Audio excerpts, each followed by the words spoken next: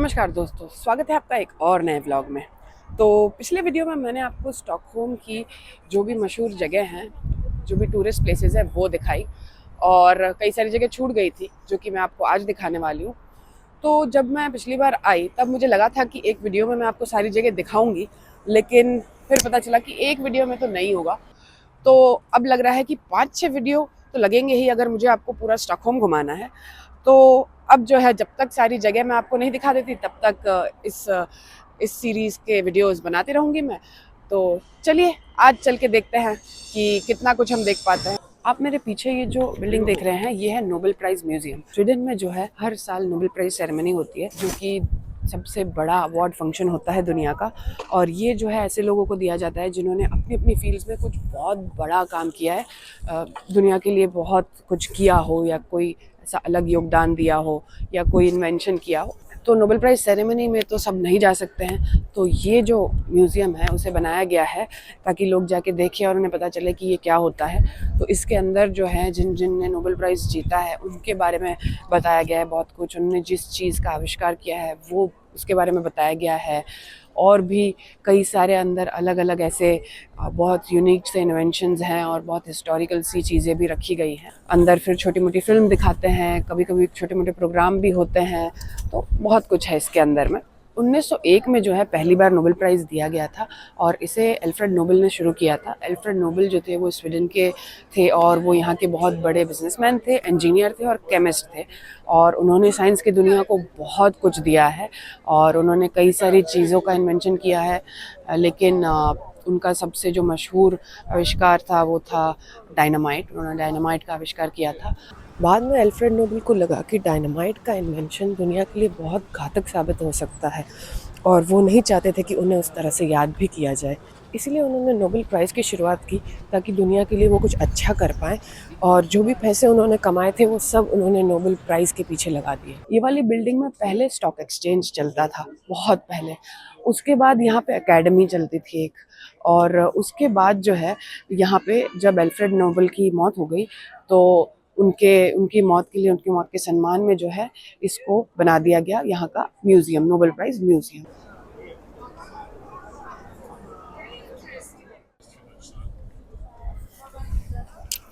तो मेरे पीछे आप ये जो रंग बिरंगी बिल्डिंग्स देख रहे हैं और ये जो एरिया है वो है स्ट्रैटजेट, और ये जो है यहाँ का सबसे इम्पॉर्टेंट एरिया है। एक तो ये है कि ये इतना खूबसूरत है कि यहाँ बहुत लोग घूमने आते हैं, ये टूरिस्ट से हमेशा भरा रहता है।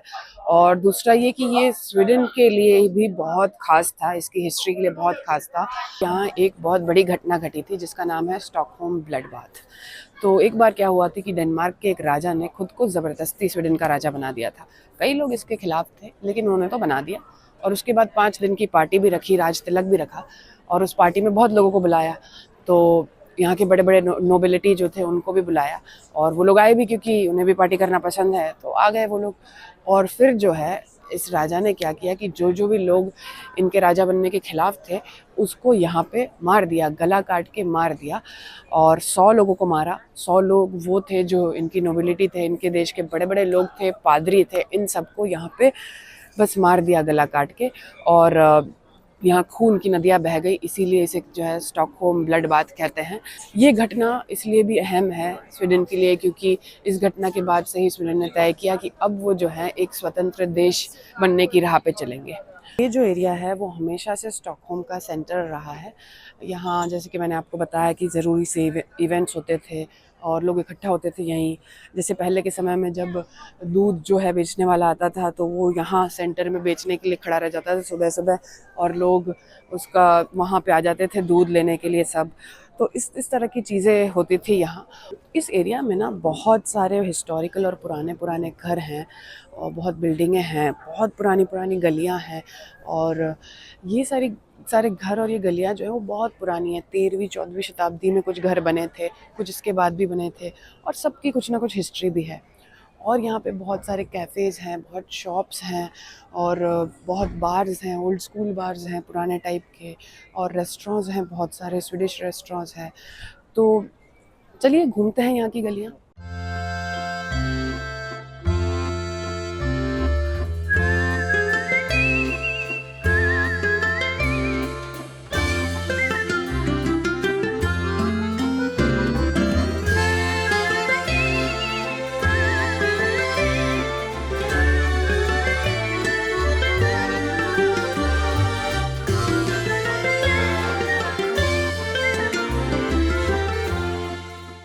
दोस्तों मैं इन गलियों में घूम रही थी और यहाँ बहुत ही कमाल का माहौल है, बहुत अच्छी वाइब्स आती है यहाँ पे।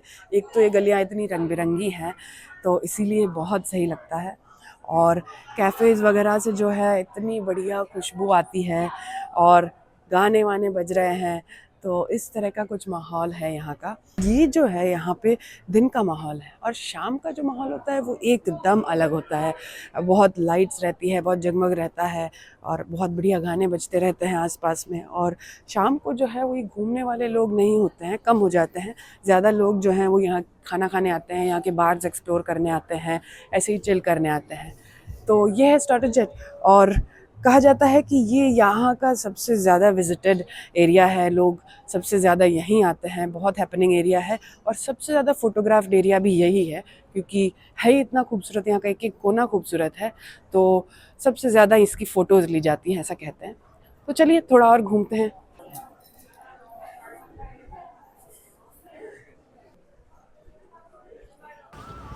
देखिए आप, ये गलियाँ कितनी सुंदर हैं, कितने अलग अलग तरह के डिज़ाइन हैं इन घरों के, एक से हट के दूसरा है। और उसमें भी रंग तो इतने अलग अलग टाइप के हैं कि जैसे किसी बच्चे ने इसे रंगा हो, जो नया नया रंग भरना सीख रहा हो। सब घर में छोटी बड़ी खिड़कियां हैं और सुंदर सुंदर से लैंप लगे हैं, अलग अलग नक्काशी वाले दरवाजे भी हैं। कहीं भी देखो हर कोना बहुत सुंदर है। अच्छा, एक बात गौर की आपने, आपको इन गलियों में कहीं भी गाड़ी नहीं दिखी होगी, क्योंकि यहाँ अलाउड ही नहीं है गाड़ियाँ।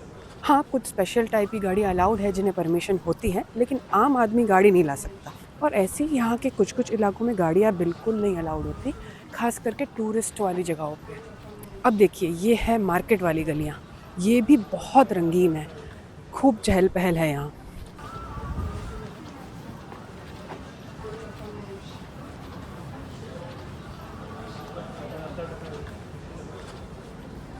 यहाँ आपको कई तरह के कैफ़े और रेस्टोरेंट मिलेंगे, काफ़ी सारी बेकरी और बार्स भी मिलेंगे। यहाँ ओल्ड स्कूल बार्स होते हैं जो पुराने समय के स्टाइल में चलते हैं।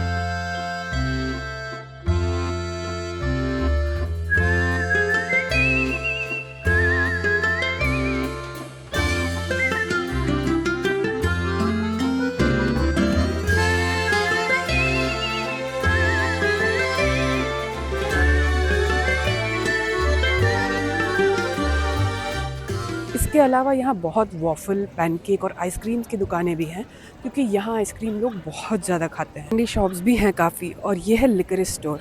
ये यहाँ का काफ़ी ख़ास फ्लेवर है, इसके बारे में मैं किसी वीडियो में बताऊँगी आपको।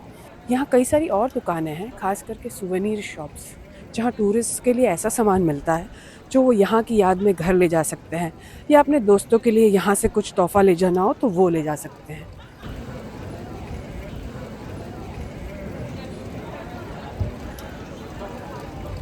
इसके अलावा भी यहाँ बहुत अलग अलग तरह की खूब दुकानें हैं, और यहाँ चारों तरफ जहाँ देखो अलग ही माहौल है, अलग ही वाइब है। कोई गिटार बजा रहा है तो कोई स्केच कर रहा है। यहाँ देखिए, ये आदमी यहाँ लाइव पेंटिंग कर रहा है। ये आदमी यहाँ कुछ करतूत दिखा रहा है और साथ में कॉमेडी भी कर रहा है। 1, 2, 3. That was brilliant, Noah. Are you ready? Now it's my turn. And if you guys want to see when I eat the apple, you guys say yeah. Yeah. Shit. If you want to see when I eat the fire, you say yeah. Yeah. I don't like democracy anymore. Does this mean everybody would like to see when I eat the machete? Yeah. Hey, crazy kid.